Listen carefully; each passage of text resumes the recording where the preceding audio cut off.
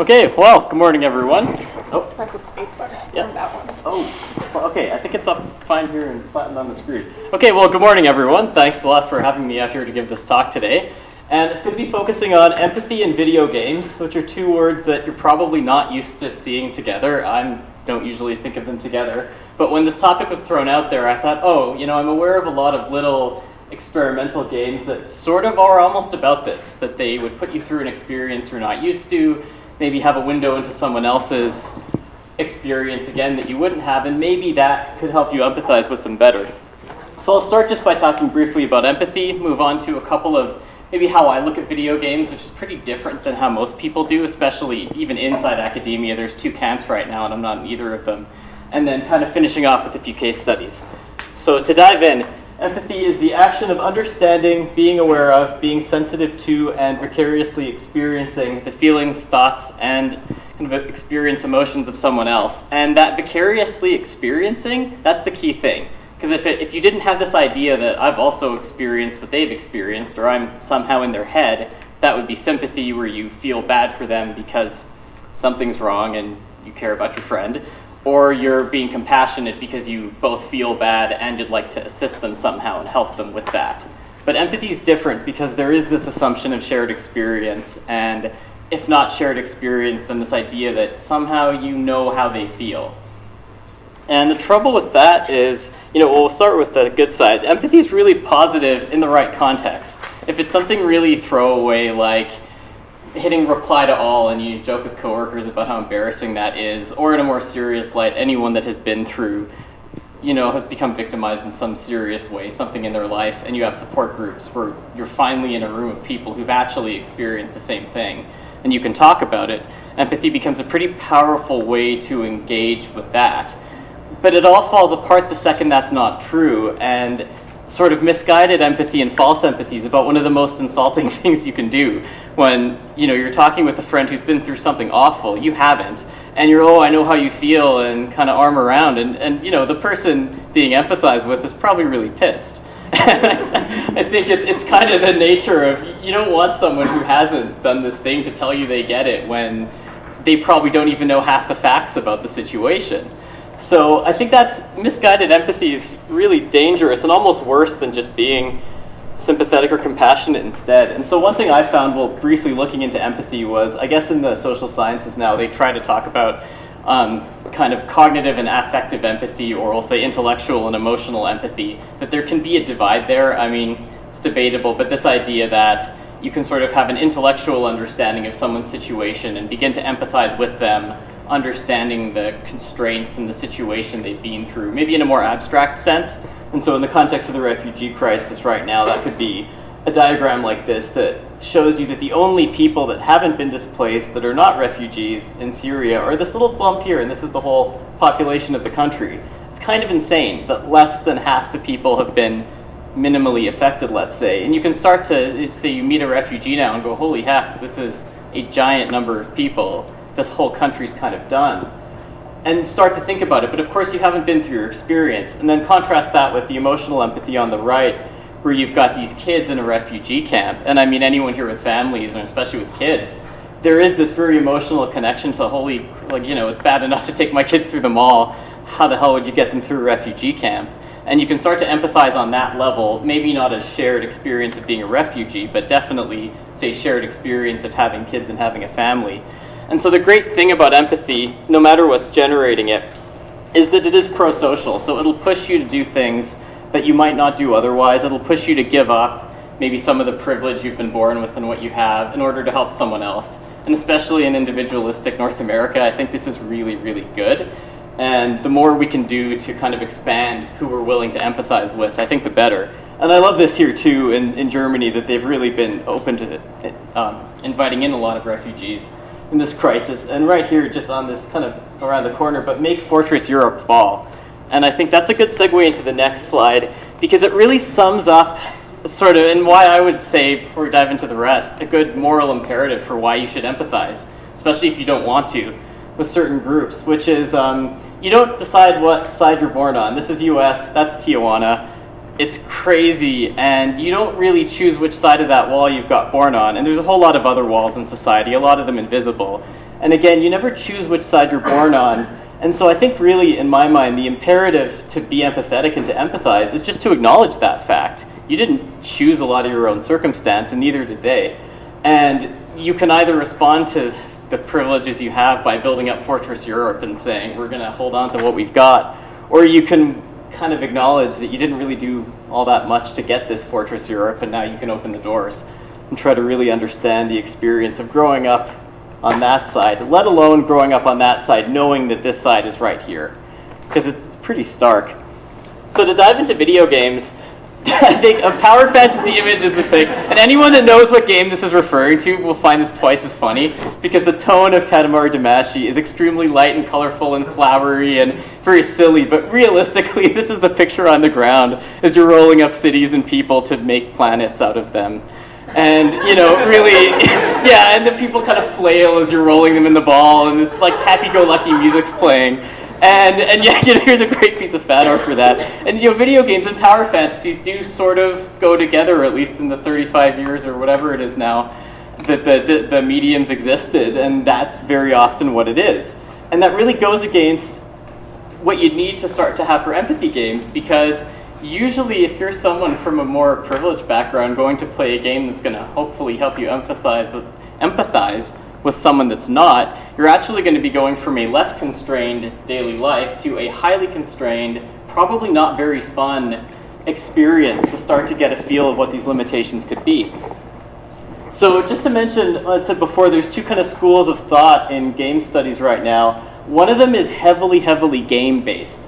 Got at the bottom here, not all video games are games, and it's a huge problem to assume that they all are. So on the right, you've got, you know, a video game of a game. It's obviously a game.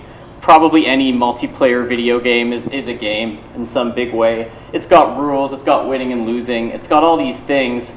And the people that take that approach really say, like, what makes games special as a medium is that they have these rules and constraints, is that they're interactive, and that everything else, you know, narrative, the race and gender of characters, the setting of the game, all of that's irrelevant because the mechanics are all that matters. And I mean, that is an extreme way of putting it, and it's not usually that intense, though some people do argue it to that extreme. And then the other camp that's a bit more recent is the one that focuses heavily on narrative and very much came out of English and film studies departments, I think rightly so. But they take an extreme focus on that, which is great for looking at a game like Monkey Island that's completely about narrative and this sort of going on an adventure, talking to people, and solving some simple puzzles. So yeah, it has game mechanics, but you know, how much is the game really about these mechanics? But these two approaches still really miss a lot of what could end up in a broader medium. So you may not know about Hashima Island. It's an abandoned island off the coast of Japan that they evacuated the whole thing. Not evacuated so much as just said, we're going to close the island. It was a Mitsubishi mining company island, and everybody left within 2 days. So they left everything on this island. And Google recently did Street View of Hashima Island. It's been used in a few films, and I believe it's recently is going to be a UNESCO heritage site because Japan conceded and it said, yes, there is forced Korean labor on this island.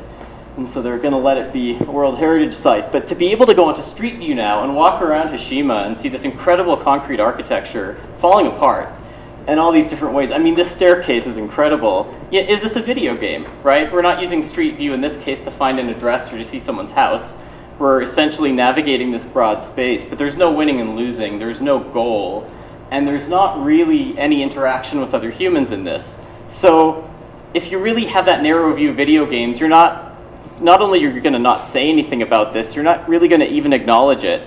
And so this stuff that, you know, it's not a piece of productivity software like Creative Suite or Microsoft Word. It's not a gamey game like FIFA. What is it? Well, there's all this stuff, and hopefully we'll see a lot more of these edge cases. So my background in architecture, I think, has been really useful for taking a different view of this, and I sort of studied architecture as I had this side interest. in the game stuff. So most of my scholarly work has not been in games, but it's been this constant sort of dialogue that, I've got all this architecture theory I'm taking on and research I'm doing. How does it speak to this other thing that has really had an amazing 10 years of growth in terms of just the stuff that's getting made now that wasn't in 2007? And so a thing I find really useful from architecture is this concept of place and occasion from the Dutch architect Aldo van Eyck. And this is it's kind of a sad image. It's an orphanage he designed. So that kid is an orphan running in this running loop. It's really sad. And I love it because when you don't know the context, it's not nearly as sad as it is. But it's so he kind of says space and time in architecture are place and occasion. So architecture, whatever that is the result of this interaction between some sort of place, and that could be a very concrete sort of Cartesian XYZ, you have all the dimension space, or it could be a forest glade that you can't really pin down. But there's this idea of place and then occasion, so something's happening in it. And I think those are really fundamental and actually very useful for looking at this broader, new, we'll say game-like medium, whatever it ends up being called when it involves so many not very game-like things. And the occasion could be absolutely anything. I mean, we'll segue from that into the next, but with games, I think it usually is exploration or ritual. You're either exploring a space or you're performing some kind of repetitive action, be it shooting a bunch of people, or even more simple with like puzzle games. You're doing the same like little match 3 motions and something like Angry Birds, which I've never actually played, where you're just catapulting things. And that becomes this ritualistic action.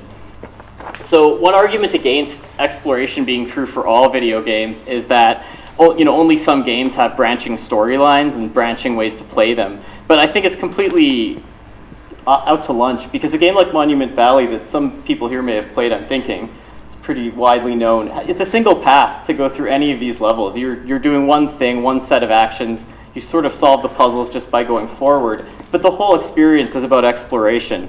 And if you think about buildings, it's the same way. You don't need to be able to walk multiple ways through them to have explored them. Certainly in a museum, you typically go through one way, maybe a bit of backtracking. But what it comes down to, though, I think is a medium that's really significant, is it is the sort of hyper version of architecture of the orchestrated experience. So games add sound into this. You can create a soundscape with the building in a way that you could never do unless you demanded that someone wore headphones when they stepped into your building and listened to the soundtrack you've made for them. I don't think it's going to happen anytime soon, though I'm sure Frank Lloyd Wright would have mandated this, because he was obsessive about controlling his spaces and wanted people to experience them in very particular ways. And games allow that. And so I have a lot of background in studying the modern movement, and it's sort of shocking to me in a way that the difference between architects now and architects in the 1930s is that they're not really touching this medium much at all. The modern movement architects would have been all over it, and they probably would have continued their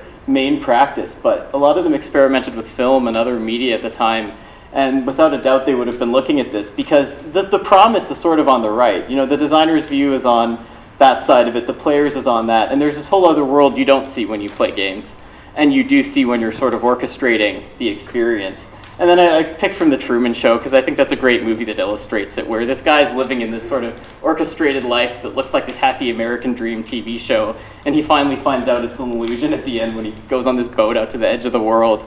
And I think that's sort of the evil side of this too, that you can orchestrate any experience, and you can try to make someone empathize with whoever you want and put them through what you want, but it's pretty damn powerful, and I think offers things that other medium don't. But there are a couple older human mediums that do.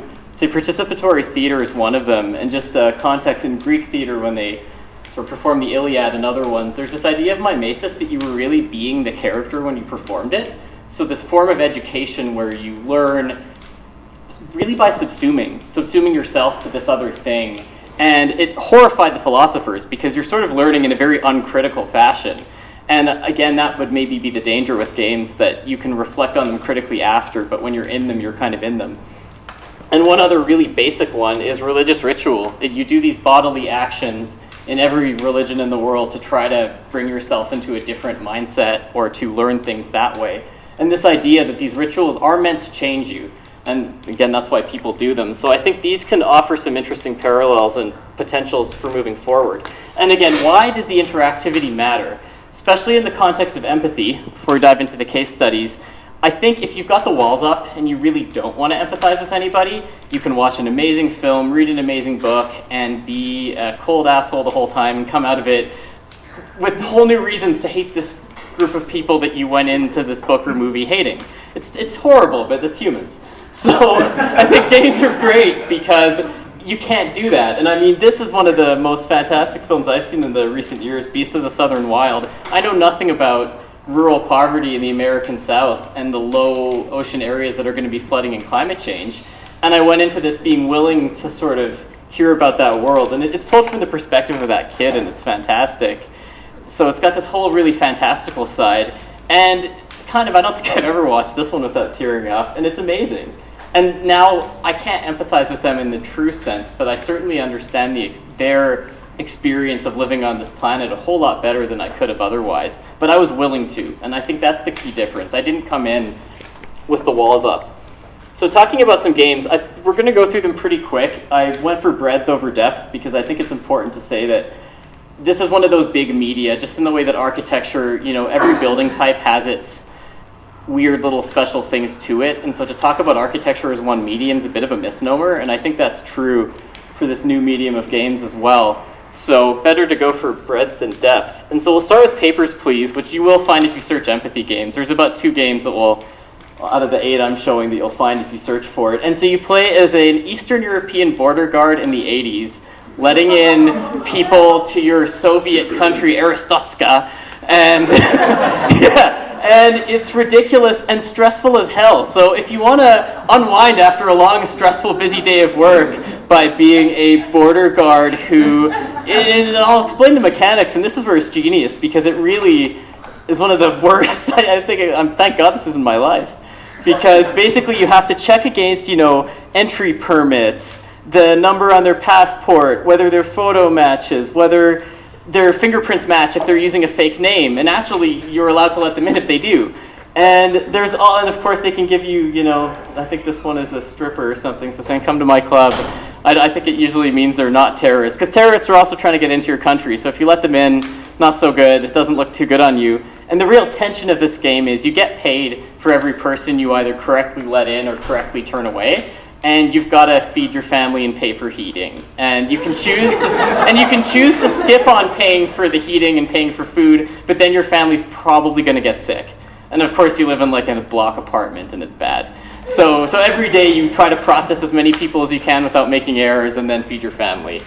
Which is, really, but again, a whole other kind of empathy you probably wouldn't have otherwise. Stick with the Eastern European theme. This little kind of sketch of a game, it's very small. It's called Litsa Dimitrova, where you play as a homeless Russian kid wandering the streets, and you can talk to prostitutes, bum cigarettes off people, and it's really, and I think it's using humor, obviously, for really serious situation, and even the drawing style, by keeping it almost like kids' crayon drawings, does try to make it a little bit less horrible than it is. But what really drives it home with this game is when you get bored of walking around the little streets of the city, and you go to quit the game, he just kind of sits down and huddles up in his blanket and then freezes to death. So, in a city where, we deal with that, I think it's a sort of punch in the gut, like, oh shit. And in the sense of once you're too bored and too tired, well, there's kind of one end to that. So, whether it's crass is another question, and I think that one might be, but anyway, continuing with poverty, the game you only ever see 4 of these lines, so I've just put a bunch of screenshots. This one's barely a game, but you're standing in line at the welfare office in Britain, and a game works like a queue. It's called queue, and anyone who's English has probably heard the joke that waiting in line is part of our cultural heritage, that you're supposed to wait in line enough hours every year for something. Probably from the war rations period is how that got in, and certainly in Monty Python. But anyhow, the way the game works is it really just slowly ticks lines up for this narrative. So you're now, as the player, stuck waiting in line, essentially. The one moment of interaction is you picking your ticket up, and you've got the little, you can't see it at all on this wall, but the little ticket number for who's up to go meet with the welfare person is up at the top. And you get to hear these really kind of horrible stories of the other people in line, and just how kind of dehumanizing the whole experience is. So I think, again, because you're forced to wait through this in a way that you usually wouldn't be with a film, and with a book you can just read it fast, obviously, the mechanics add a lot to sort of force you to be in a situation you wouldn't really want to be in. And again, these games can do it because they're rejecting the notion of fun. And as long as you're trying to make a fun game, you'll never make anything like this. Engaging maybe, but definitely not fun. And so on the lighter note, speaking like empathy for one single person in one place, maybe more like the Beasts of the Southern Wild, it's a game called Beeswing that a developer made about the small town in Scotland that he grew up in. And it's great. He did all these watercolor drawings for it. You just walk around this, paintings, just walk around this town, talk to people, hear about all these stories in the community. And it's pretty powerful in the sense of, this town exists, these are the people that live in it. And because it's not passive and because you kind of choose who you want to talk to, choose if you want to go down by the lake or go into the main street, it's extremely personal. So I think maybe historically you'd write an autobiography or maybe someone would make a film about you, but I think this is another way to do it. And the only reason I could imagine he'd go to make a game like this, and he actually kickstarted it and thankfully got, I think, 5,000 to do it, very small, which is typical for these developers that are not making things that are really that people want to buy, usually. And it tells you a lot about it and come away with different empathy. So a bit more humor again. This is Unmanned, where you live a day in the life of a drone pilot. And it's a bunch of vignettes. So you wake up dreaming about drones, you shave, and I think I shaved badly, so he's got some scars later on. You listen to your rock music driving across the desert and thinking about bombing Arabs. You can say misogynistic things to your coworker because you're gross, or you could not, which was good. And yeah, exactly. You the interface is really cool, and I couldn't show it in these screenshots, but you're always looking at one side and interacting on the other. So very quickly, some text will cover one of them, or the bombing interface for the drone will cover one of them. And it's pretty interesting how it does this back and forth thing. But really, I think it's just this idea of this probably isn't that far off from how, you go up for a smoke break after your first bit of drone stuff, and then you can choose to bomb some people, and then you drive home and play Xbox with your son. And you can tell him about fighting Arabs, because as you do it in some Call of something, they had a pun on one of the war games. So anyway, again, this whole other little world, it may be horrible, and sometimes I think it's good to empathize with people living horrible lives to kind of understand, like, what would they believe to think this life was okay? Or if they even do, because maybe they don't. So this one on the topic of like parenthood, if you don't have kids or animals that you take after, maybe playing a game where you have to do that for a couple hours isn't such a bad thing. So this game, you're a mother badger and you have to like guide your 5 baby badgers through the woods when there's like a forest fire and predators come to kill them, and you need to like get them food from hitting trees. And the game does not expect you to get to the end with all of them alive. Like, there's not, and it's not a gamey game in the sense that there's not some little like number of baby badgers alive value up in the top corner. Like, no, they're just around you. There's very minimal interface. And again, I think as a learning tool for that sort of stress in this orchestrated situation of having these things to look after, could be really good. Could broaden your horizons. So to try to think about across time, this is a fun one. It's drawing on a lot of early video game graphics as a way to sort of tell its story. And so all the limitations of a computer called the ZX Spectrum from the 80s. But it's all about sort of this medieval worldview of everything's hostile, everything's spiritual. You're a monk who's a heretic, so he's running away from the other guys coming to kill him. And the game starts, you just kind of run away, go behind a door, and it gets locked.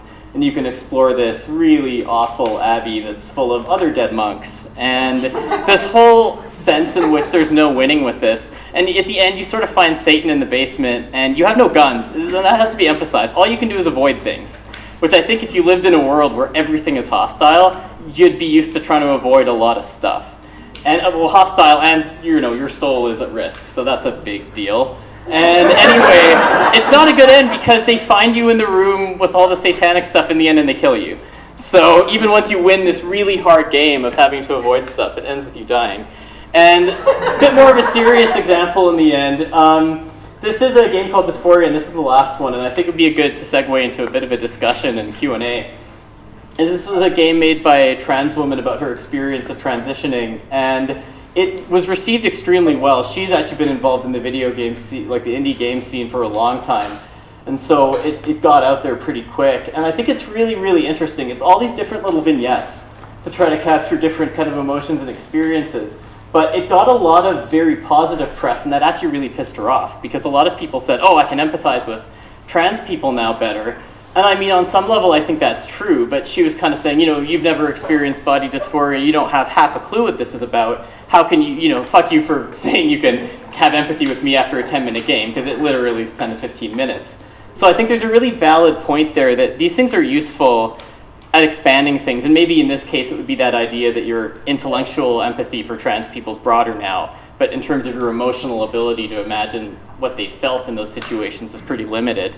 But I mean, it's a really interesting one and a good example. So we'll end there. I think hopefully there's a lot of questions, and really, I guess I'd like to sum up. I think, like it or not, this is probably going to become a thing, because usually when people have a medium and they can do stuff with it, they're going to do stuff with it. And it does, I think, add another really interesting way from an education perspective, but also from a choosing to broaden your own horizons perspective. That's pretty tough to do with some other existing media. Because even Papers, Please is a good example. You could watch a film of that, but the impact of yourself being under the stress and pressure of trying to do this activity and not make mistakes and get to the end of it is very, very different from watching someone else be stressed out performing that activity. So I think that's, yeah. Thank you.